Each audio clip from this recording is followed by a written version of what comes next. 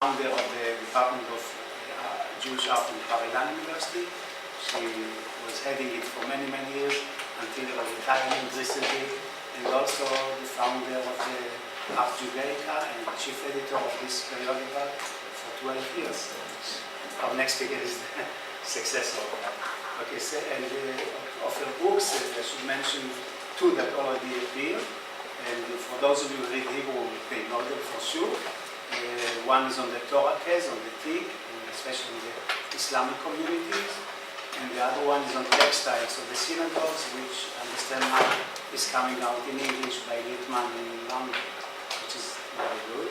And the third book that is now in press, I understand it, is the wooden Torah in synagogues of Eastern Europe.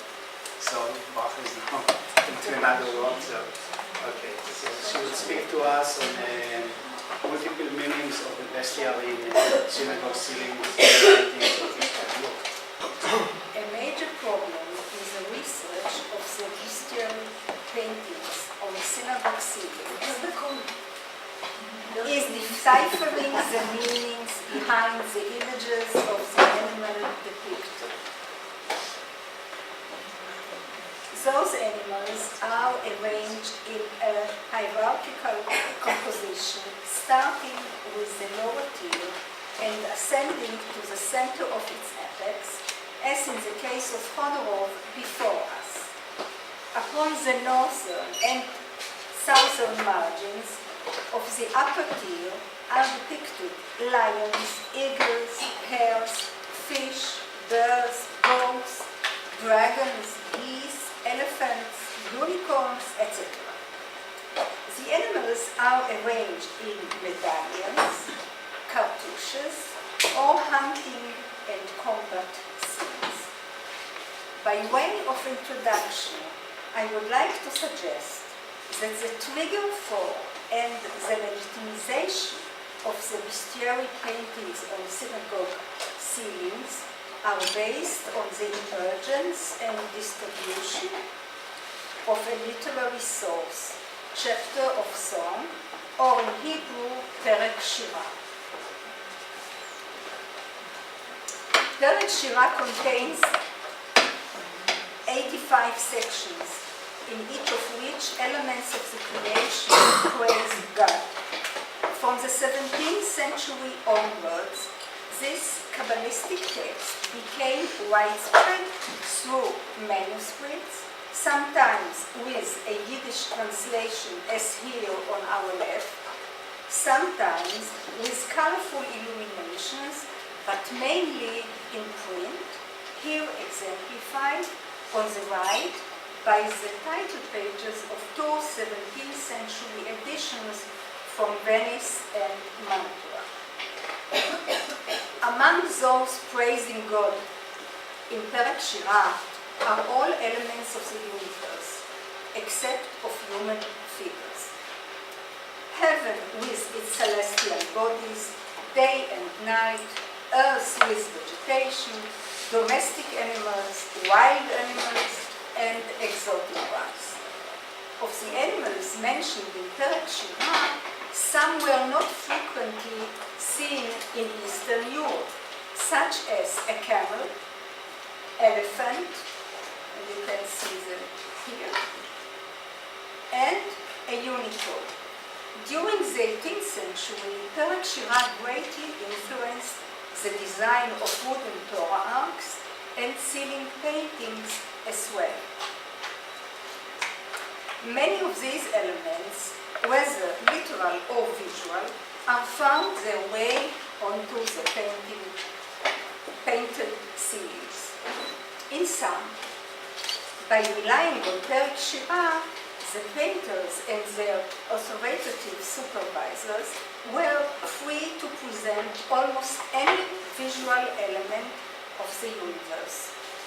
Since not all the creatures mentioned in the text were identified, this also provided freedom to depict any animal in the illuminated editions as well as on the ceilings. Here I would like to ask if the text or content of Perek Shira is present in the paintings. Is Perek Shira the iconographic source of all depictions? My answer is no, not at all. The main message presented in Perek Shira is praise of God, which was certainly important for the congregants, but the adjacent inscriptions prove that they were also interested in something else.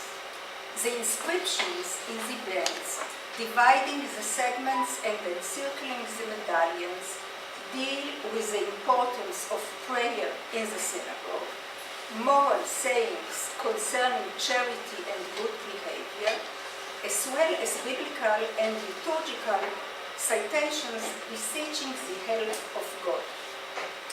Nevertheless, as we will see, in some cases, Perek Shira might help in deciphering the meaning of the animals.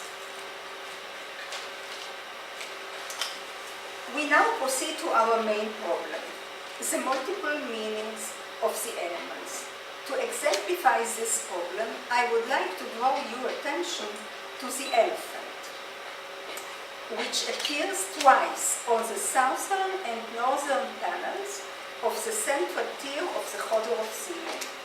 It is within a decorative medallion encircled by 4 stalks, thus presented in a marginal location. In the company of stalks, it doesn't bear a significant meaning and looks like a decorative element. The elephant in the Smotrich synagogue is even less significant, since it is located on the lower margin between 2 lunettes, perhaps as a filling element to avoid horror vacui. Concurrently, it could function as an amusing illustration for children. Even more suitable to amuse children is the elephant in the Yarishiv synagogue, driven by a monkey sitting on its back. Each of these elephants was painted. We should refer to most of the animals as metaphors. Deciphering even a few might help us to draw up a general meaning in which the individual animal will fit in well. Review of the available photographs prove that a general concept of a painting existed only when it is clearly segmented according to the ceiling structure, corresponding to its coves and lunettes, its tiers, and its hierarchical composition. Ceilings which lack such a segmented composition, like that of the Horb synagogue, represent a pre-established stage of this tradition, when Perek Shira only legitimized depicting the Bestiary, or, in contrast, a later stage of this tradition, actually its degeneration. The segmentation of the ceilings created areas with a specific content. זה בסדר. תמונה מצוינת. Thus enabling deciphering the meaning of specific animals. For the following discussion, I based myself on the paintings at Vozhitz, Chodorov, Michalki, and Polanets, and came to the conclusion that where battles or hunting scenes are depicted, they are located on the northern and or southern sides of the ceiling. In contrast, cheerful or calm depictions are located on the eastern and western sides. Let us now see how these ideas are realized in the Vozhitz synagogue, and thanks to the reconstruction reconstruction by the Polin Museum in Warsaw, we can enjoy a colorful view from below, while the east is on our right. Overlooking the peak of the ceiling with its zodiac signs, let us start with the gloomy side. On the south is a confrontation between the lion and the unicorn, recalling a biblical verse, "Save me from the lion's mouth, from the horns of the wild oxen, rescue me." In the lower corners of this segment are two eagles, each of which is seizing a hare. In the upper corners are birds seizing something in their beaks.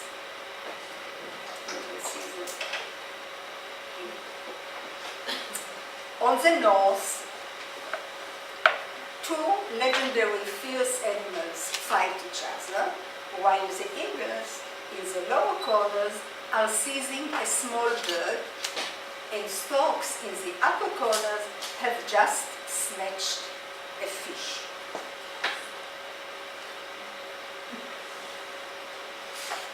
The animals in the southern and northern lower margins are identical. The male deer, apparently in flight, extends its leg to its mouth to lick a wound, a visual scheme of a wounded animal, which here pointed to persecuted ones. The leopard is mentioned in Jeremiah's prophecy, where it is a metaphor of the horrible punishment awaiting those who disobey God's code of morality and justice. As for the turkey, since it is not mentioned in relevant literary sources, it might be among the unidentified creatures mentioned in Berg. Thus, its meaning will remain unknown. All these confrontations, violent scenes, and frightening metaphors indicate bad times. For whom?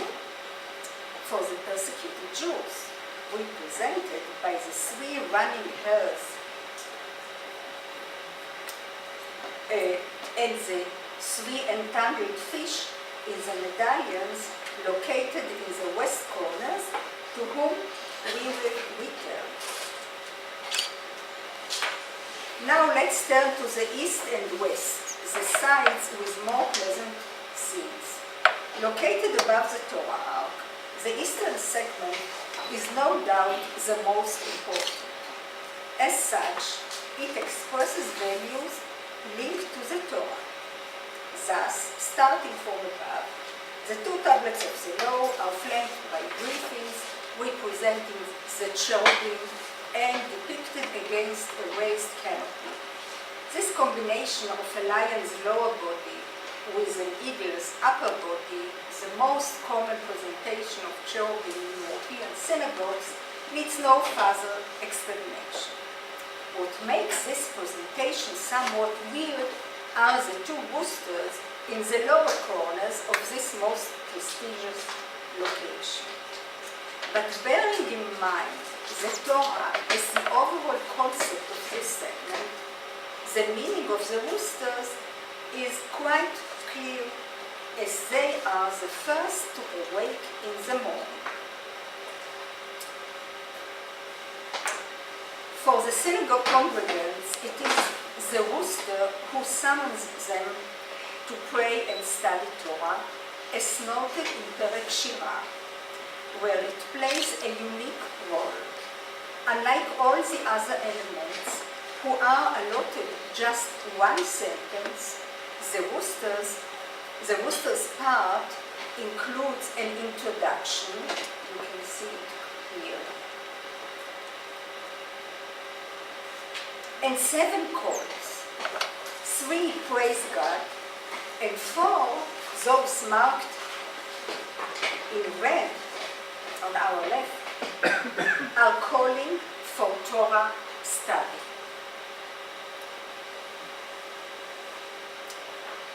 the lions, as they do not face each other, they are not the cherubim. So who are they?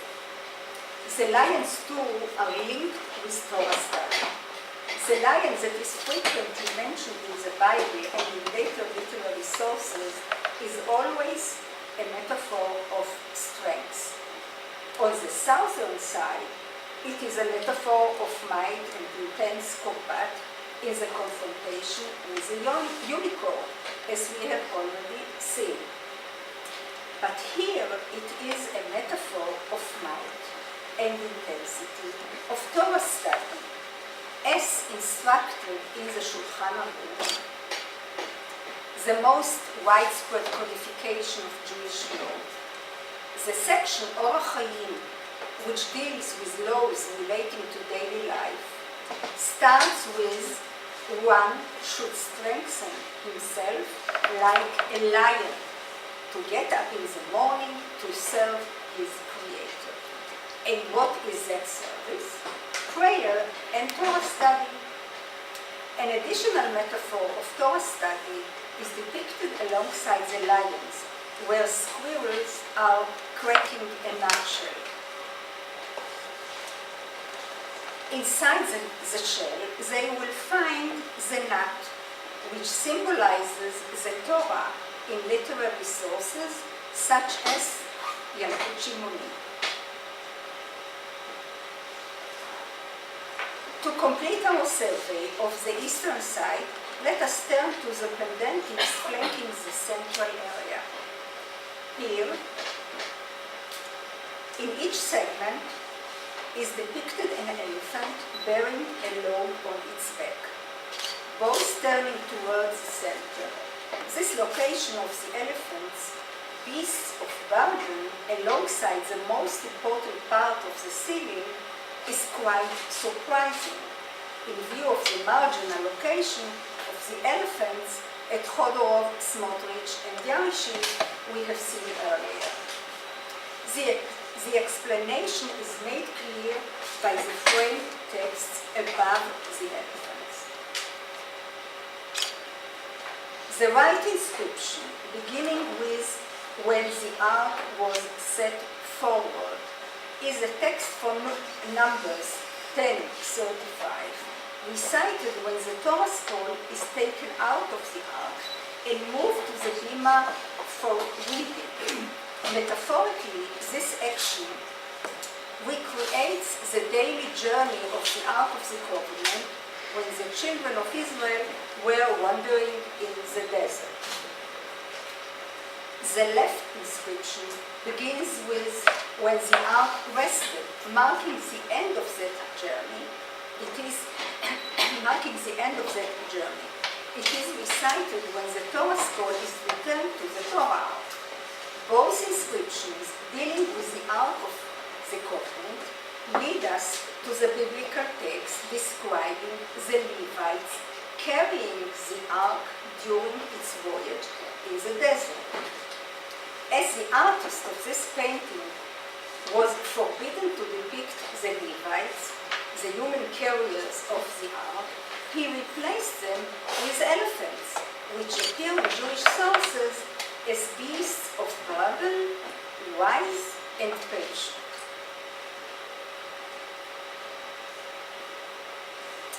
Turning to the western side of the ceiling, which corresponds to the eastern one, we find the reward awaiting Jews who observe the Jewish law. In the central cartouche, the Berg, a common symbol in Slavic folklore, peacefully sitting on a treetop, seeking honey, represents the Jew in quest of the Torah. Beneath the Berg are two unicorns making lovely gestures to each other, while in the lower corners peacefully stroll a hen with its young chicks on the right and the hare with its young ones on the left. Also part of this peaceful scene are the camel resting in the right corner, two birds and an ostrich, which can safely take care of its eggs. Such pastoral times are suitable for the end of days. Indeed, meanwhile, the Jews, represented here by the 3 running hares and the 3 entangled fish, are in distress, but the framed inscriptions, including biblical verses, are encouraging, promising salvation and deliverance. These are represented by the Leviathan and the wild ox, depicting their share in the world to come. In sum, the general concept of the Gvozdit ceiling now seems clear and even not surprising, since it is embedded in Jewish consciousness, which is aware of harsh times, but it also places trust in deliverance by God, who will reward those who observe the call of his Torah. As to the meaning of the Bestiary, we have seen that the couple directions, north-south and east-west, are linked to each other iconographically, and that the basic deciphering of the ceiling parts provides a key for understanding the meaning of the individual animals. I am aware that my interpretation of multiple meanings that can be attributed to certain animals within the framework of a general concept is based mainly on the ceilings of Gvozdits and Chodorov. Unfortunately, we cannot prove it in additional synagogues for the lack of visual evidence. Thank you.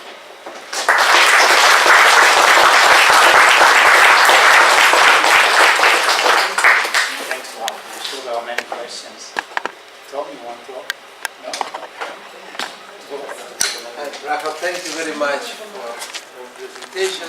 I will, after the conference, I will send you a picture which I made in one of Jewish cemeteries where a goat touched his nose with his hoof. And he was quite happy. Okay, maybe on a tombstone. No, a live one, a real one, not a tombstone. A real, very real one. You can eat it, we could eat it him after. So, and he was still happy.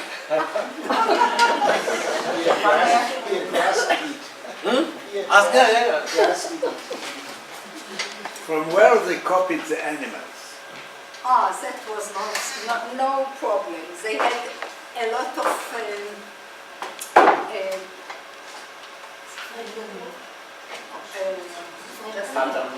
pattern books. There was no problem. And they studied from their father, and their father found one page with a very nice camel, so they could use the same camel again and again. And the pattern books worked since the Middle Ages, and as we studied even earlier. So I have a rich collection of copies from pattern books, and the animals are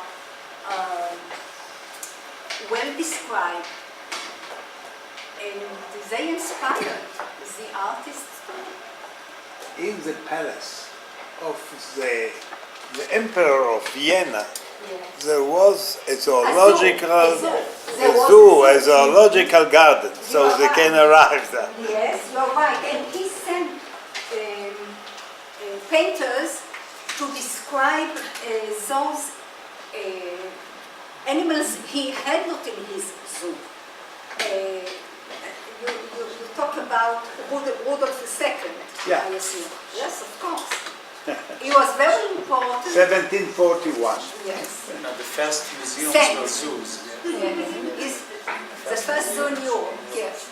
Yes, please. There is one animal that is identified by the artist, and it's the Yes, the Bat Yaniv. yeah, it's just the ostrich, and it's about as close to a story of the period that we can get. I mean, here's the artist who labels it. He doesn't know the ostrich very well, but he wants us to know it. He labels it in Hebrew, and there is the repeated story within the literature of Ashkenaz at that period of the power of the ostrich and the evil eye and all that to hatch the eggs of the nest.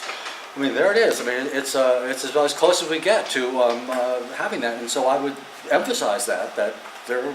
And could other stories be so didactic in that way to tell us ethical stories of the period? I hope I think that would be a good theory based upon this one, but fairly clear example. Okay, but we don't have other examples. I know, but I would Yes. simply emphasize that one. You know, I try to find where this exactly, the Bat Yaniv, where the story about her the force of its... Yeah, Kal HaShavah, there's 5 or 6 a lot of- ethical books of the period. Yes. It's in the Zohar about these sort of No, ostrich it is eggs. even before the Zohar. It appears earlier. Okay, but it's in many stories known to these people at this time. So it's a good start. So this is a way, because they know the story, this is a way to depict this animal. Yeah. This is how I can explain it. Just to complete the question about where did they copy the animals from, apart from pattern books, there were bestiaries, there were manuscripts and playing cards that form the models for animals and all bestiaries and No problem. What about heraldry symbols? Yes, it was. The unicorn is a symbol of Yavluno, just by chance. Yes, they met it in so many occasions, and there was no problem. For those of you who don't know what is the text of Berg, it is a very short text. I have it in a very small booklet. Also, I can show for you. Yes. you mentioned, or didn't I understand, Berg is only from the 17th century? No, it is a very early text, and the earliest written text known is in the Geniza. And how early or how late did they start coming with illustrated? I don't remember. But the illustrated editions you showed are not from Eastern Europe. I mean, It doesn't matter. confusing. It's Even if it is just written, the names of the animals appear. And many animals, some of them, as I said, are, we don't know what they meant by these names. Therefore, I believe that the Turkey could enter into these manuscripts or later printed books. Yes. First, I want to say your article on the Perek Shina and the Torah arts is required reading for all of my students. So, but on the turkey, so it makes me wonder because Tom was talking about the moralizing stories.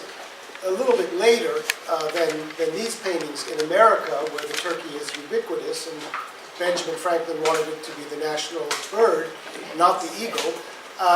It was widely known that it was expert at killing snakes. So one wonders, could there? I don't know. I mean, is that a story that any was ever Did that percolate into any of the bestiaries, or I don't know. you know, Tom? I mean, because that would give it more of a moral meaning than just being a bird up there. Who knows? I don't know. I have no idea. I would say it's a miraculous creature, and certainly Perek Shirah has many miraculous creatures that we've just discovered or God has created, and that we wonder about them.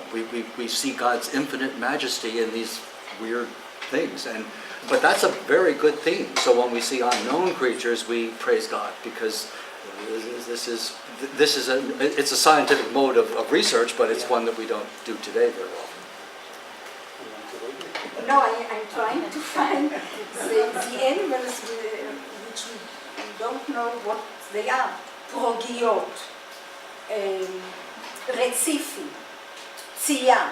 In Hebrew it says nothing, so I don't have to translate. I cannot translate it.